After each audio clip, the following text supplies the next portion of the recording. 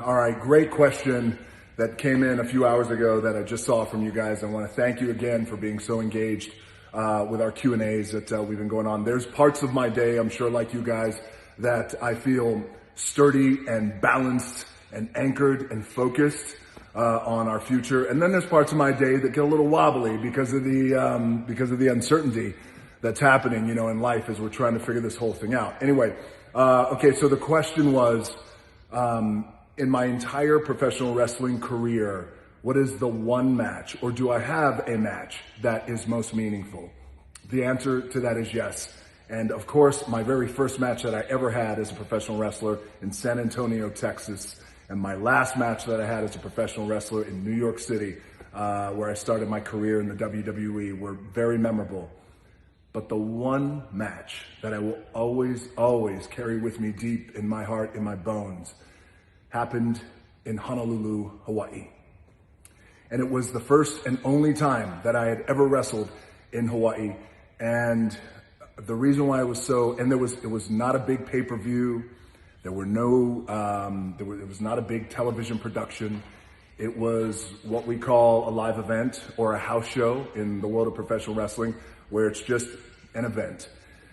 And the reason why it meant so much to me was as many of you know, I did a lot of my growing up in the islands of Hawaii. And when we were there, my grandparents, my grandfather, High Chief Peter Maivia, was a professional wrestler, the first pro wrestler to put the island of Samoa on the map. My grandmother, Leah Maivia, was his wife.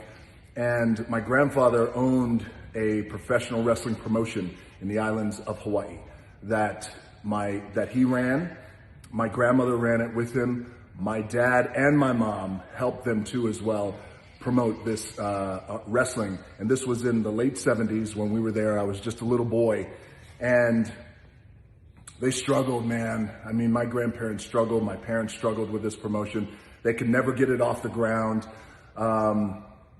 And, we all five of us lived in a little apartment on Kapiolani Boulevard that's still there today, that I always loved driving by and looking up at all the memories. But Hawaii for me, on the multiple times we lived there, always represented struggle. It always represented tough times.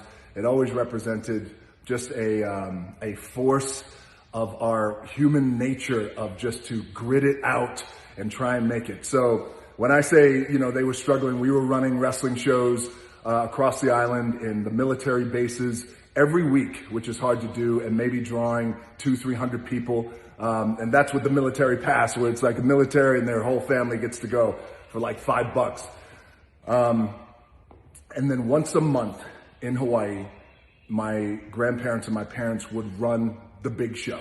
And the big show was at an arena that's still there, and it's called the Blaisdell Arena. And the Blaisdell Arena is famous in Hawaii. All the biggest acts in the world over the decades have gone there. Elvis Presley, the Rolling Stones, you name it, everybody goes. If they stop over in Hawaii, they play the Blaisdell Arena. So once a month we would wrestle at the Blaisdell Arena, not draw any people, not make any money. So it was always struggle. We wound up leaving, my parents wound up leaving Hawaii, and they took me with them, obviously, and we went to New Zealand. We lived there for a little while. And then my grandfather died in 1982. When he died, it was his dream for my grandmother to take over the promotion. My grandmother took over the promotion. She struggled with it too, as well. It got a little hot, it got a little successful. And then eventually my grandmother, of all things, she was brought up on federal charges for extortion. My grandmother was, she was like the Black Widow from Cocaine Cowboys, just minus dealing the cocaine. She was tough. She was a tough woman. Anyway, she wound up, the feds seized her assets, sent her off the island. She became homeless.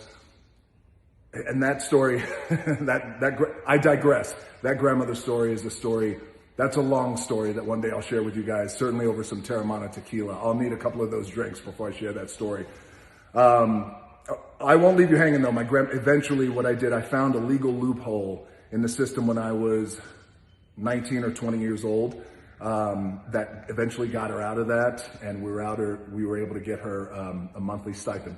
My college professors would be very proud of me because they did tell me to go to law school, but I was like, no, I'm not smart enough and my grades suck. My study habits are the shits. Anyway, I didn't want to leave you hanging on that homeless story. She eventually got out of that. I will tell you everything down the road. That's another story. So Hawaii always represented this kind of struggle, including what I just shared with you, the little bit I shared about my grandmother and losing the wrestling business. So when Vince McMahon approached me at the height of my professional wrestling career, the first run of my professional wrestling career, and he said, hey, what do you think about going to Hawaii, small show? He's like, you probably don't want to go because it's a lot of travel. And I said, no, I cut him off. I said, you don't understand.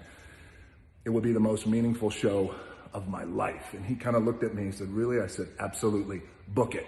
So I headlined that show. We went to Hawaii, and I wrestled a guy by the name of Chris Jericho, a very good buddy of mine today.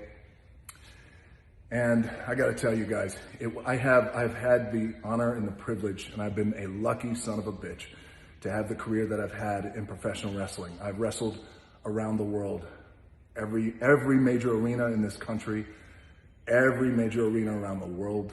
And the most meaningful match I've ever had was to go back to Hawaii at the Blaisdell Center and be the main event. Sold it out, by the way, faster than Elvis did. I'm just saying. When I got that phone call, like, you just beat Elvis with how fast the sellout happens. I said, is that right? I love you, King. But how cool was that? I was so grateful to hear that news. It was so special. I flew my entire family in for this because everybody knew what this moment meant, including my grandmother. I flew my grandmother in. I have goosebumps right now thinking about it. I flew her in. She was sitting there, and my music hits. If you smile, bang, I come out. I see them, and I give everybody a kiss at the front row. We have our match. It was a phenomenal match. Chris Jericho was a great dance partner for me. And afterwards, I get on the mic and I thank the crowd, and I just let them know how meaningful this is to me and to my family. Because for years and years and years, Hawaii just meant struggle. So I thanked them. And what was beautiful about that night was, and I have wrestled in front of some wild crowds that were on fire. And you could just feel it. I mean, there could be 50,000 people on fire, but it would still feel so intimate to me. Like I could reach out and we would just have this connection. That night was special because the people of Hawaii, the culture, they all knew what it meant for me to go back. And afterwards, have the match. We go in the back and celebrate with the family, quiet celebration. We're back there, and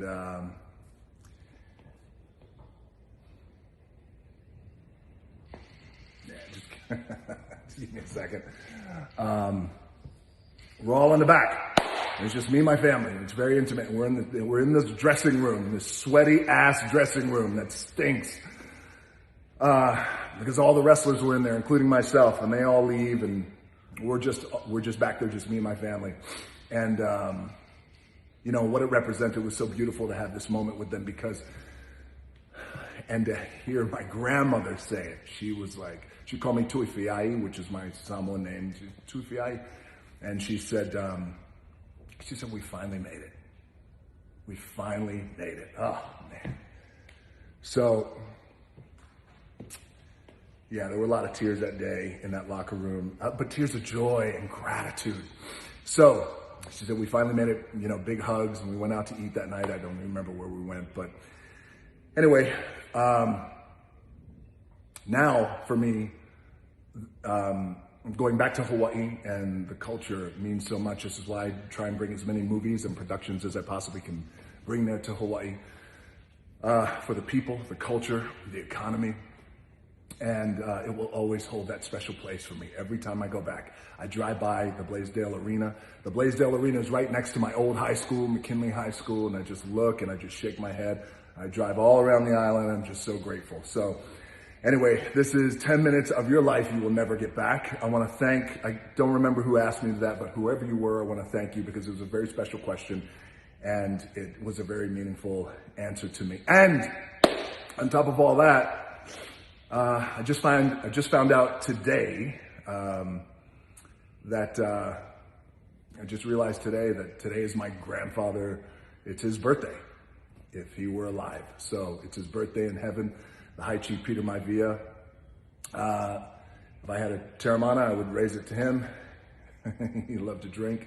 A beautiful man, highly respected and loved man. So this one's for you, High Chief. And thank you guys for your questions. Truly appreciate it. Thank you so much. And yeah, of all the matches I've ever had, that was the most meaningful. All right, I love y'all, and most importantly, stay healthy, stay safe, especially this week. This week is going to be a big one. So we got to stay vigilant, and we got to take care of each other. We're going to get through this. All right, love you guys. Stay healthy. Thanks again. See ya.